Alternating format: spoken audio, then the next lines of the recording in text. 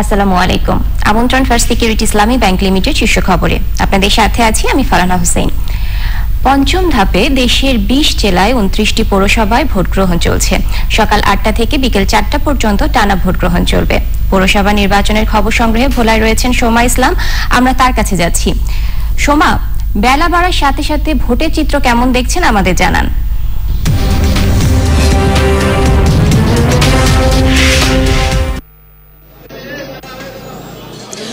ফারহানা, সকালবেলা কিন্তু ভোলা সদর যে পৌরসভায় ভোট হচ্ছে, সকালে ভোলা সদর পৌরসভার ভোটের আমরা চিত্র দেখিয়েছিলাম। আর এই মুহূর্তে ভোলা সদর উপজেলা সদর পৌরসভা থেকে আমি যেখানে এসে পৌঁছেছি সেটা হচ্ছে চরফ্যাশন পৌরসভা, প্রায় 70 কিলোমিটার দূরে। সেখানে যদি আমি বেলা 11টা চিত্রটা দেখাতে চাই তাহলে দেখবেন যে পুরুষদের একটা দীর্ঘ ভোটের সারি, অর্থাৎ উৎসব মুখর ভোট যেটাকে বলা হয়, সেটা কিন্তু ভোলা পৌরসভা নির্বাচন এবং চরফ্যাশন পৌরসভায় বিরাজ করছে। আপনি জানেন যে 2001 সালের পর এই ভোলা অঞ্চলে নির্বাচনকে কেন্দ্র করে যে সহিংসতা হয়েছিল এবং সংখ্যালঘু পরিবার, সংখ্যালঘু জাতির উপরে এবং রাজনৈতিক যে সমস্ত সহিংসতা হামলা হয়েছিল, সেটা কিন্তু ইতিহাস। সেই ইতিহাস সকলেই জানে যে ভোটকে কেন্দ্র করে এই অঞ্চলের যে নির্বাচনী সহিংসতা, কিন্তু সব সহিংসতাকে পেছনে ফেলে পৌরসভা নির্বাচনে ভোলার যে দুটো জায়গায় আজকে ভোট হচ্ছে, সেখানে যে চিত্র আমরা দেখতে পাচ্ছি সেটাকে কিন্তু বলা যায় ভীষণ উৎসব মুখর। আর চরফ্যাশন উপজেলা পৌরসভার যদি কথা আমরা বলি, সেখানে কিন্তু নির্বাচনী লড়াই মূলত আওয়ামী লীগ এবং ধানের শীষের পক্ষেই হচ্ছে, অর্থাৎ ভোটের মাঠে আওয়ামী লীগ এবং ধানের শীষ রয়েছে।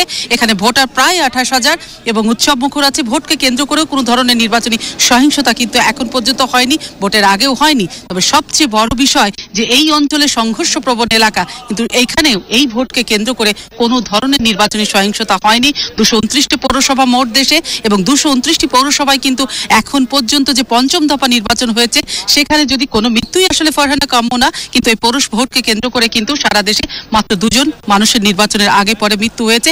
যদিও 5 বছর আগে নির্বাচনে দেখি সেখানে কিন্তু ক্যাজুয়ালিটি বলি নির্বাচনী সহিংসতা কিন্তু অধিক ছিল। তো সবকিছু মিলিয়ে আমরা এটুকু বলতে পারি, চরফ্যাশনের যে এইমাত্র ভোটের চিত্রটা দেখতে পাচ্ছি বেলা 11টায়, সেটা কিন্তু অত্যন্ত আশাব্যঞ্জক। ভোটের লাইন দীর্ঘ, ইভিএম এ ভোট হচ্ছে।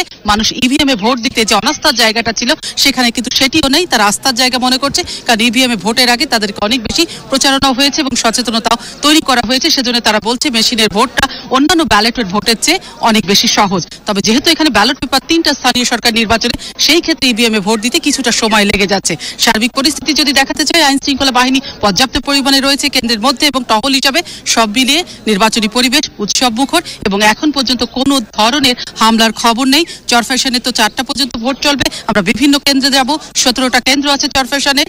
তো সেই সব কেন্দ্রগুলো আমরা দেখাবার চেষ্টা করব আমাদের দর্শকদের, এবং সেই সঙ্গে দেখাবো দ্বীপ অঞ্চল ভোলা এবং চরফ্যাশনে কেমন করে ভোটের উৎসবে সামিল হয়েছে সাধারণ মানুষ।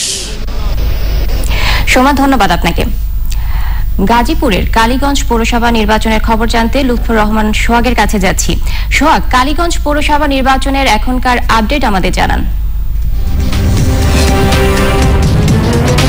ফারহানা, সকাল থেকে ভোট শুরু হওয়ার পর থেকেই কিন্তু এই কালীগঞ্জ পৌরসভায় যারা ভোটাধিকার প্রয়োগ করছেন তাদের কিন্তু দীর্ঘ লাইন আমরা দেখেছি, যে উৎসব মুখর পরিবেশে ভোটাররা তাদের ভোটাধিকার প্রয়োগ করতে এসেছেন এবং সময় যত যাচ্ছে ভোটারদের লম্বা লাইন কিন্তু ততই দীর্ঘ হচ্ছে। অর্থাৎ ভোটার উপস্থিতি কিন্তু ক্রমশই বাড়ছে এবং তারা প্রত্যেকেই সন্তুষ্ট যে তারা সুষ্ঠু এবং শান্তিপূর্ণভাবে তাদের ভোট দিতে পারছেন।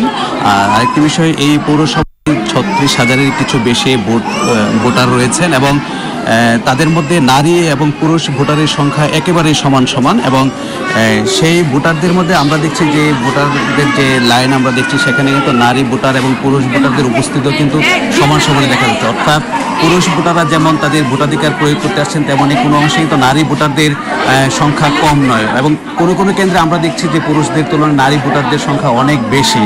এবং বলছেন যে এই এলাকায় যাতে উন্নয়ন কর্মকাণ্ড অব্যাহত থাকে, সে কারণে তারা একজন যোগ্য প্রার্থীকে বেছে নিতে চাচ্ছেন এবং সেই লক্ষ্যে তারা সবাই দূর দূরান্ত থেকে তারা ভোটাধিকার প্রয়োগ করতে এসেছেন এবং তারা চান যে এই শেষ পর্যন্ত নির্বাচনটি এখন যেরকম সুষ্ঠু পরিবেশে নির্বাচনের ভোট গ্রহণ চলছে, তারা চান শেষ পর্যন্ত সেই পরিবেশটি বজায় থাকবে এবং একটি সুন্দর অবাধ নির্বাচনের মাধ্যমে প্রার্থীরা বিজয়ী হয়ে আসবেন। সোহাগ, ধন্যবাদ আপনাকে। দর্শক, গাজীপুর কালীগঞ্জ পৌরসভা নির্বাচনের সর্বশেষ খবর জানাচ্ছিলেন আমাদের সহকর্মী লুৎফর রহমান সোহাগ। সামরিক সরকারের বিরুদ্ধে বক্তৃতা দেওয়ায় জাতিসংঘে মিয়ানমারের রাষ্ট্রদূত কিয়াও মোয়েতুনকে বহিষ্কার করেছে দেশটির সেনাবাহিনী। জাতিসংঘের সাধারণ অধিবেশনে মিয়ানমারের অং সান সুচির সরকারকে হটিয়ে রাষ্ট্রীয় ক্ষমতা দখল করা জান্তা শাসকদের বিদায় করতে যথাসম্ভব কঠোর পদক্ষেপ নেওয়ার জন্য আন্তর্জাতিক সম্প্রদায়কে আহ্বান জানিয়েছেন দেশটির নিযুক্ত রাষ্ট্রদূত। মোয়েতুনকে বিশ্বাসঘাতক উল্লেখ করে সেনা সরকার নিয়ন্ত্রিত মিয়ানমারের রাষ্ট্রীয় টেলিভিশনে তাকে বহিষ্কার করার ঘোষণা দেওয়া হয়। দর্শক, এই ছিল এখনকার হাতে থাকা শীর্ষ খবর। এতক্ষণ সাথে থাকায় ধন্যবাদ সবাইকে।